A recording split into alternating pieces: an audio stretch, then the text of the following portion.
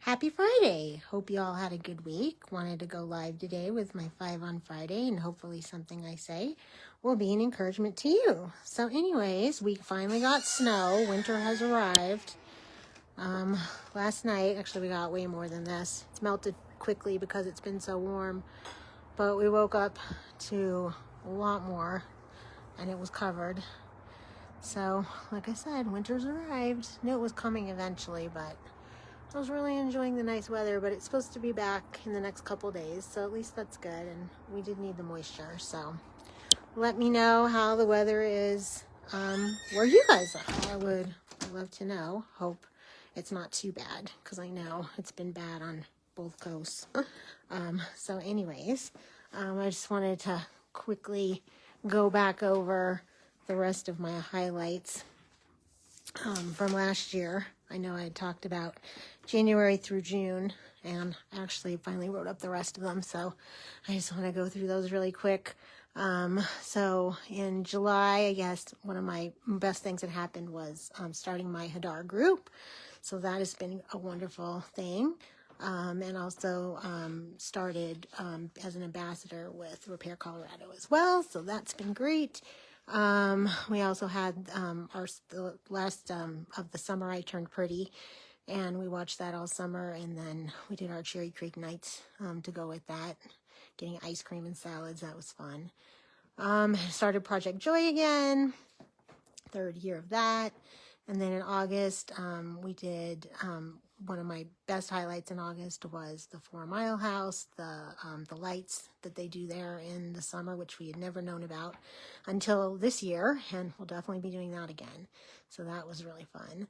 And then highlight of September was probably, we did Rosh Hashanah again, we did the Greek church, and we did the dog festival. That was fun. October, we celebrated my mother's birthday, which was a blessing, just for her to make it to 81, even though her quality of life is not great, but we're still going to count that as a blessing. And then Sukkot, that was really my huge highlight of the year, that we did our first Sukkot of ever, and it was just amazing, and we just really loved it, and definitely going to do that one again. And then November, we did more birthdays, Shabbats, Thanksgiving, and December, the highlight there, of course, was getting my art, Hanukkah, and then my art down on Pearl Street. So overall, we had a lot of gratitude, a lot of good things that happened last year, and I'm hoping they will carry through to the new year, but unfortunately, it has not started out great. I had somebody say to me the other day that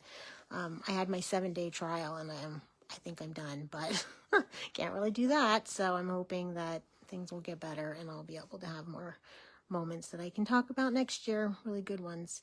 So anyways, moving on, unfortunately, 826. Ran Givili's body is still in Gaza. I did hear that they have resumed looking for him again so that they can move on to stage 2 of the peace plan. So hopefully they will locate his body and give it back soon so we can do that. Until the last hostage, it's not over. And I did hear last night that there's major issues going on in Iran right now, that it looks like it may be falling, that people may be able to get their lives back there. That would be amazing. All those people there that have been suffering from that whole regime, that would be amazing if that can happen. Moving on to number 3, Mom, and that is more major problems. I think if you guys checked out my Mondays with Mom, I talked about Monday when I walked in and saw blood on her pants. They had no idea where it was coming from. I was like, did you check under her pants? I mean, that should have been a given. I shouldn't have had to have told them that. And she had a big gash on her knee. She doesn't move. They had no idea what had happened. So I spent time dealing with that. And then they forgot about me for my care conference on Mondays that we'd been having. The follow-ups every Monday didn't happen. Finally got it done Tuesday, and basically reiterated what happened on New Year's Day, and I was so frustrated with them. I basically told them, if something happens to her, it's on them, and I guess that was enough to kick them into higher gear. I got a call from the GM himself that afternoon asking me if I wanted to file charges, because I was telling them how upset I was, how I saw them move her out of the bed that day.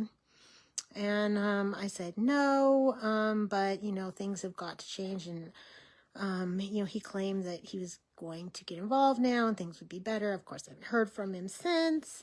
You know, there's still no documentation. That's the thing that drives me the most crazy, is nothing is documented. So we still don't know for sure how long she went without a shower, or what she's really eating, or how much she's really eating it. It's so frustrating. I feel like I'm knocking my head against a brick wall, and it just should not be this hard.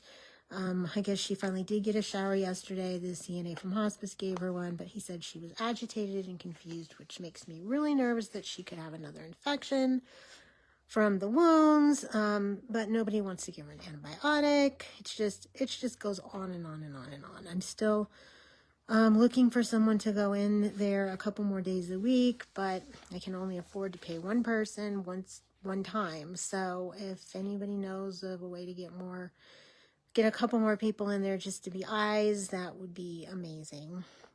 But I mean, it's ridiculous that any of this even has to happen.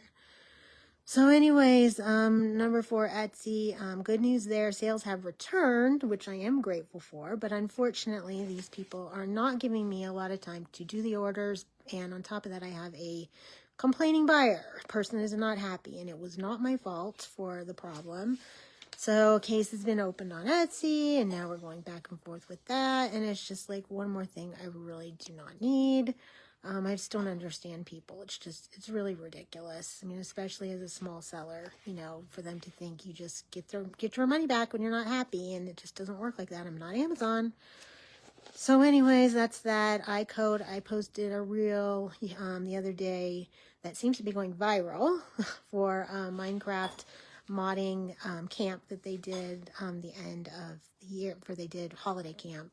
So check that out. And then I'm really stuck on art. I don't know what's going on there. I just can't get motivated with that, but I'm hoping something will inspire me soon. And, you know, continuing to do music. I did Songwriters Night with Senior Planet this week and played a song, collaborated with a guy that writes poetry and came up with the melody for him and played that song called Cave. And then I'm going to do open mic night next week with Senior Planet again, and I'm trying to figure out what song to play for that. And then number 5 is prayer, of course. Keep people I know in prayer. Josh, of course. Julie, Bobby, Rivka, Rada, Rabbi Katie, Michelle's sister Debbie, and Michelle. I know she's going through a lot. And I'm not sure about my friend Marsha Joyner's father-in-law. I know he needed prayers last week, so I hope he's doing better. And then I just wanted to end with another prayer from Maria Shriver Sunday Paper. Dear God, may we move through this year with grace, offering it freely to ourselves and to one another, and rising together in kindness, courage, and love. Amen. So if you are in need of prayer, please let me know. I hope you all have a good weekend, and Shabbat Shalom.